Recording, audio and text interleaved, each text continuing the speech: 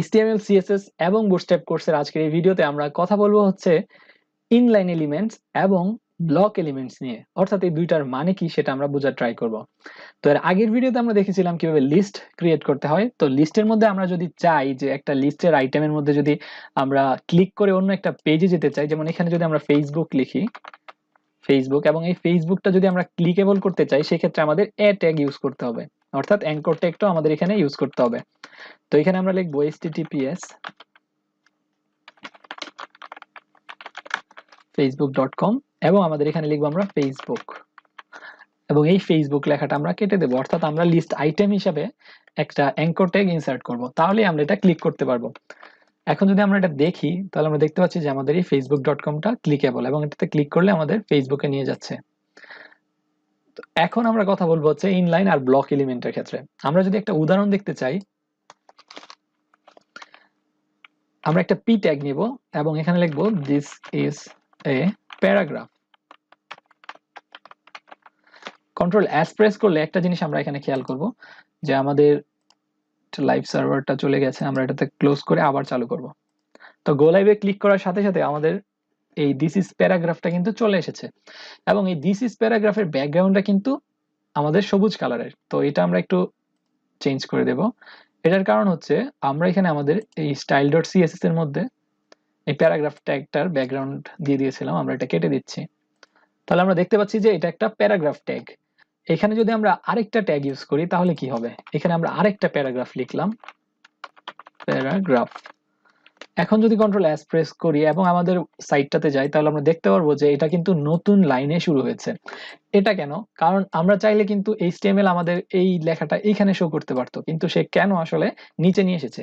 এর কারণ হচ্ছে এই পি ট্যাগ, অর্থাৎ আমাদের এই প্যারাগ্রাফ ট্যাগটা কিন্তু একটা ব্লক এলিমেন্ট। অর্থাৎ যখন আমরা একটা পি ট্যাগ ইউজ করব তখন এই সমস্ত লাইন অর্থাৎ সমস্ত ব্লকটা সে কভার করে ফেলবে তার মাধ্যমে। এবং সেম ভাবে এখানেও। তো এই জিনিসটা যদি আমরা দেখতে চাই তাহলে আমরা এটা ব্যাকগ্রাউন্ডটা চেঞ্জ করে দিতে পারি আমাদের পি ট্যাগের। তো আমরা এখানে আসবো এবং স্টাইল করবো, এটাকে একটু STYL স্টাইল ট্যাগ ইউজ করব এবং তার ব্যাকগ্রাউন্ড কালারটা আমরা চেঞ্জ করে ব্লু করে দেব। কন্ট্রোল এস প্রেস করে যদি আমরা দেখি তাহলে আমরা দেখব যে আমাদের এই যে পি ট্যাগটা ছিল তার ব্যাকগ্রাউন্ডটা কিন্তু এতটুকু পর্যন্ত। এর মানে আমরা বুঝতে পারতেছি যে এটা কিন্তু আমাদের সমগ্র একটা ব্লক নিয়ে নিয়েছে। তাই আমাদের পি ট্যাগ হচ্ছে একটা ব্লক এলিমেন্ট, মানে সে সমস্ত একটা ব্লক নিয়ে নেয়। এখন যদি আমরা একটা কাজ করি, আমরা এই পি ট্যাগ ইউজ না করে আমরা যদি এই পি ট্যাগটা কপি করে এখানে পেস্ট করে দেই এবং এই পি এর জায়গায় যদি আমরা স্প্যান ইউজ করি, অর্থাৎ স্প্যান ট্যাগটা ইউজ করি,